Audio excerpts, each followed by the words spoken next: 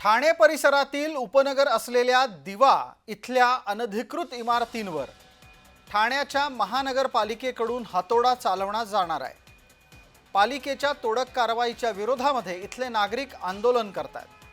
आंदोलन करणाऱ्या नागरिकांमध्ये महिलांचा भरणा सर्वाधिक असून या महिलांनी हातामध्ये पेट्रोल भरलेल्या बाटल्या घेत सहभाग नोंदवलाय आणि पालिकेच्या अधिकाऱ्यांच्या विरोधामध्ये जोरदार घोषणाबाजी केली आहे।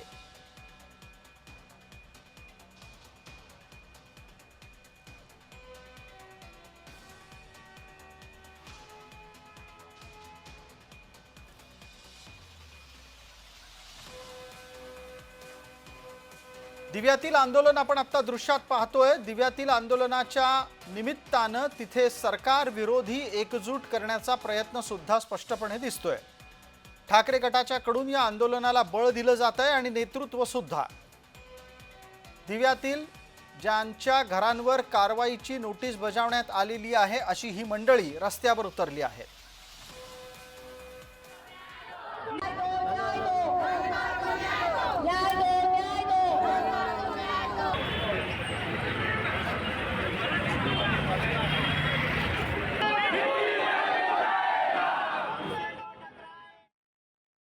दिवा शहरातील आनंद पार्क रहिवासी गेल्या 20 वर्षापासून राहतात। 20 वर्षापासून त्यांना टॅक्स मीटरच्या प्रोसिजर केलेले आहेत। या प्रोसिजर कोणत्या अधिकाऱ्याच्या हातात खालून गेल्यात तेव्हा त्यांना दिसलं नाहीये का ही सोसायटी अनलिगल आहे का लीगल आहे। तर एवढ्या वर्षातून लोकांनी महसूल कर जमा केलेला आहे, तेव्हा पालिकेला महसूल कर समजलेलं नाही का। तर आज अचानकपणे जागून उठलेला आहे। तर दिवा असा बघायला गेला तर पूर्ण अनधिकृत आहे, परंतु हे आनंद पार्क दिसलंय का त्यांना? याच्या मागे कोणाचे साठवले त्याची आधी चौकशी करण्यात यावी आणि दिव्यावासीच्या आनंद पार्क रहिवाशांना न्याय मिळाला पाहिजे, ही आमची शिवसेना उद्धव बाळासाहेब ठाकरे पक्षाची मागणी आहे। या आंदोलकांशी चर्चा केली आहे आमचे प्रतिनिधी किशोर पगारे यांनी। पाहूया। 17 वर्ष जुन्या असलेल्या इमारती त्यावर दिवाच्या अंतर्गत हायकोर्टाने आदेश दिला की ह्या इमारती तोडल्या पाहिजेत कारण त्या अनधिकृत आहेत। मात्र आता यामुळे एक मोठा जनशोभ, एक मोठा आंदोलन आज सकाळी इथं आपल्याला पाहायला मिळालं। माझ्यासोबत आता उद्धव बाळासाहेब ठाकरे शिवसेना पक्षाचे महिला संघटक आहेत पाटील ताई। त्यांना आपण विचारणार आहोत की ताई कशा प्रकारे या आंदोलनाकडे पाहत आहे?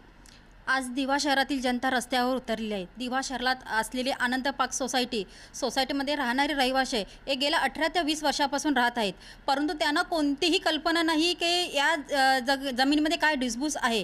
त्यावेळी 18 वर्षाचा टॅक्स भरतात, मीटरही भरतात, कर भरतात, परंतु जे कर कोणत्या अधिकाऱ्याच्या हाताखालून गेले त्यांनी चौकशी केली नाही का?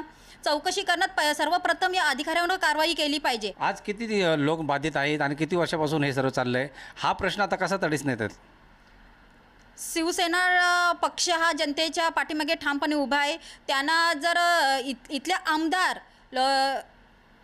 खासदार नगरसेवक हे त्यांच्याजवळ आहेत, परंतु त्यांनी कोणतंही इथलं पाऊल उचललेलं नाहीत। परंतु आमचे जिल्हा प्रमुख आल्याच्या नंतर जी बाब त्यांनी उचललेली आहे आणि त्यांच्या बाबी कडून पुढे पाऊल गेलेलं आहे, ते हे श्रेय फक्त शिवसेना उद्धव बाळासाहेब ठाकरे पक्षाचे जिल्हा प्रमुख यांना देण्यात येत आहे। एकंदरीत न्याय जो आहे तो सर्व पक्षांनी एकत्र येऊनच कुठेतरी हा पर्याय काढला पाहिजे, ह्याही अशा प्रकारे पाटील ताई म्हणतात। सगळ्यात महत्त्वाचं म्हणजे लोकांचा जो प्रश्न आहे, जो ऐरणीवर आलेला आहे, याला कुठेतरी आता दिलासा मिळाला पाहिजे, हीच सर्वसामान्य लोकांची इच्छा आहे। व्हिडिओ जर्नलिस्ट विजयसह मी किशोर पगारे, जय महाराष्ट्र न्यूज, दिवा।